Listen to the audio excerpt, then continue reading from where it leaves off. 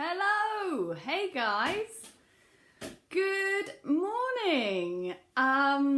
If you're watching this live, it's Monday morning. It's me, Nissa the Hypnobirthing Midwife, but maybe you're watching this later or on YouTube, who knows? Wherever you are, hello.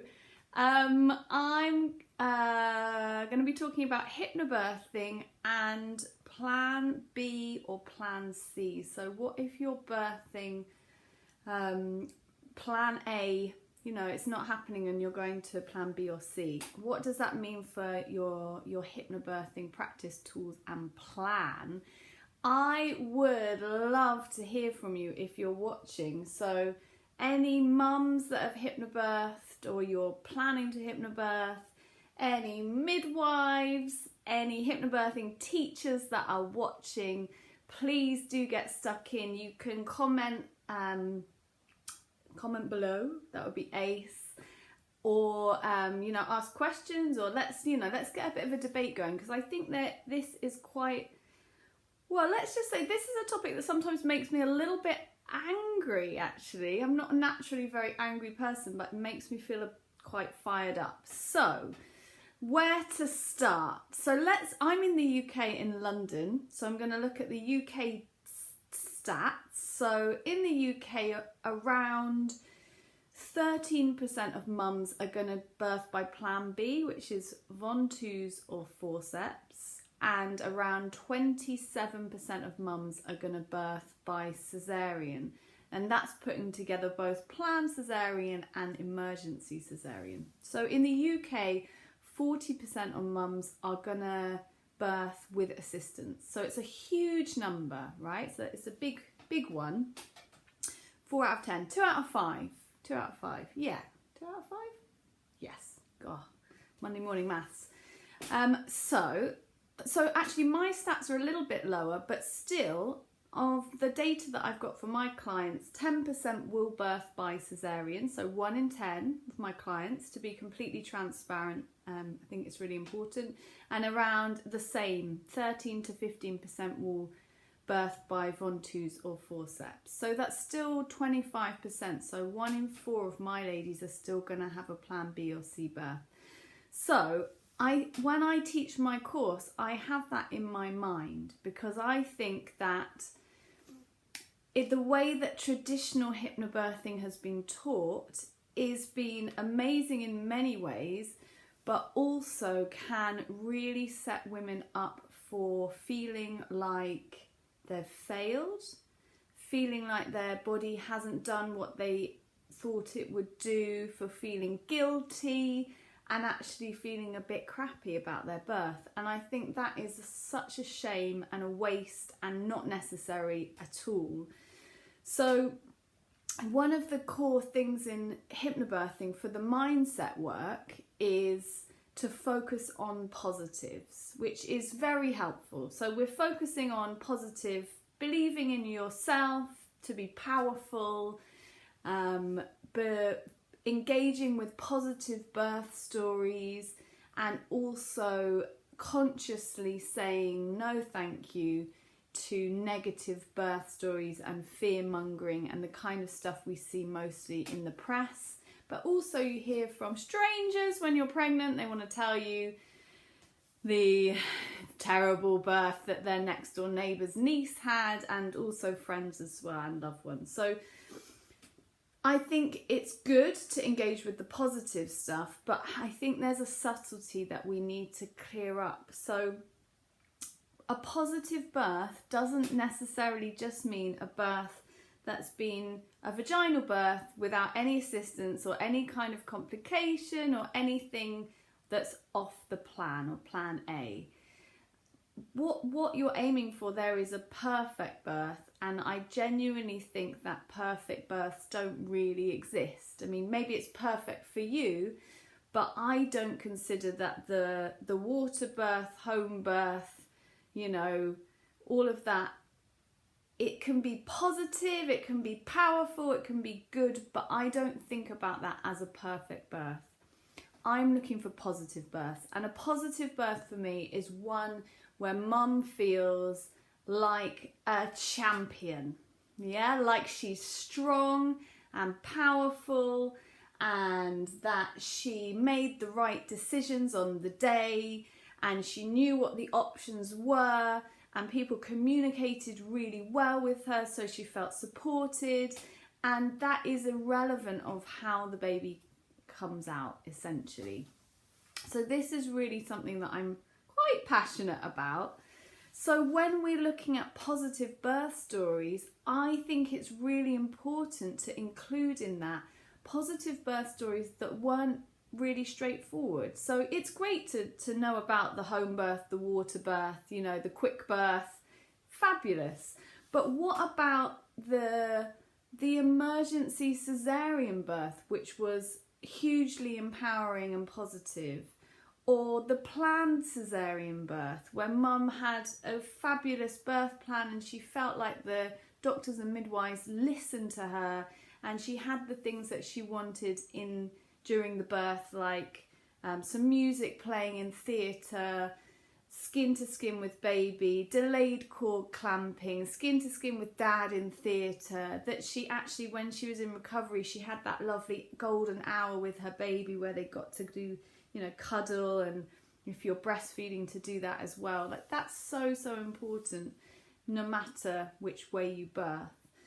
In the book that I'm working on at the moment, it's taking me forever to write, but I've got some amazing positive birth stories that are plan B and plan C. So induction of labour birth stories that are positive. I've got one cracker, undiagnosed breech birth. So that's a crazy one. You don't see that coming. That's never in your birth plan. Actually, the baby's bummed down and it was missed. You know, it doesn't happen very often, but it can happen. That can still be a positive birth. Other things that we never consider: what if the placenta doesn't come away and it's retained? How do you manage that calmly and stay positive? That's the thing. I think those are the circumstances that in hypnobirthing they often get kind of ignored, and that's real life, and that stuff does happen sometimes, and it can still be positive. So I'm gonna have a little sip of my tea. So I think we, as hypnobirthing teachers, we need to be careful with what we're saying to our women. I think the old rhetoric from hypnobirthing, you know, maybe the first wave of hypnobirthing through the 80s and the 90s was very much my body knows what to do. You know, that's a mantra that I see sometimes and I hear. My body knows what to do. Maybe I was born to birth. That can be a positive one, definitely, but that one can also be a bit funny. So if your mantra through pregnancy is my body knows what to do, my body knows what to do, my body knows what to do, and then you end up birthing by plan B or C, that can put you in a really crazy place where you think, oh, well, my body didn't know what to do actually, and what does that mean for me and how I feel about my body? And that can then have an impact on how you are in the first few weeks after birth, potentially how you're feeling, you know, with your baby and bonding. It can have really significant negative actually impact. So as hypnobirthing teachers, if there's any watching, I'd love to hear what you think. I am quite mindful with the messages that I give when I'm teaching. I don't talk about your body knows what to do. I don't talk about, you know, every baby will arrive, they know when to be born. You know, sometimes they don't know when to be born actually, from time to time. We want to instill trust, but there has to be a balance. It has to be sensible and rational as well. So it's a tricky one. I think if I had become a hypnobirthing teacher after having my daughter, so I had a home birth, it was super quick, 3 hours, very straightforward, very empowering. And I think if I'd become a hypnobirthing teacher straight after that, I would have thought, well, that's just what it is then. That's all, you know, it's that simple, really straightforward. You just, you know, Just do some hypnobirthing and that's it. Being a midwife and having seen a couple of hundred babies being born, I really understand that sometimes for some mums it's not that simple, and that's not about what they have done or haven't done or the preparation that they've done. It's more complicated, and there's so much that you can influence, but you can't control everything. I think we need to, as hypnobirthing teachers, acknowledge that. I think it's really, really important, so that the mums that do have a plan B or plan C birth, they feel empowered as well. They feel like we made the right decision, we did everything that we could, we were prepared, and we've made, you know, the decisions that we made are good and we feel great about that. Cheryl. Hello, Cheryl love. This is so important. I always talk about plan B and C, but I think we come from a unique place being midwives as well as hypnobirthing teachers. That's interesting. I think there are quite a few hypnobirthing teachers out there who do the same. So one of my very good friends, Kerry, is not a midwife. She's a great hypnobirthing teacher, and I know that she does the same. We've talked about this, and she's on the same page as me. So I think there are hypnobirthing teachers out there who are considering this as well. But I think that the old style hypnobirthing doesn't. So if you read some of the older books, it doesn't talk about this stuff, and it's almost like it's not acknowledged. So that's dangerous. So if you're looking to read a book, ladies, choose carefully what you read. At the moment, I give my clients The Calm Birth Method by Susie Ashworth. It's a great book. It's quite balanced. It has some of the different kinds of birth stories, and I think that's really positive to see that can be, you know, a good birth as well. And when you choose a teacher, choose carefully. So ask them, are we going to consider other scenarios? Do you talk about, is it okay to talk about forceps and cesarean birth, you know? And if they're saying, actually, no, we don't cover that in the class, then maybe find someone else. Just to be really harsh, I'm probably offending hypnobirthing teachers all over the world, maybe. So in my classes, I don't have it as standard that we go through cesarean and forceps in loads of detail, but I have an hour in the course which is open. We talk through some set scenarios, but it's really open to my clients to ask whatever they want to ask, so that if they do want to know about how do we use hypnobirthing with a cesarean or a planned cesarean birth, you know, I'm going to talk about that. And I send them, you know, positive birth stories that are not just one way. So they get a lot of resources and, you know, cesarean birth plans, so they can consider that as well. I think it's super important.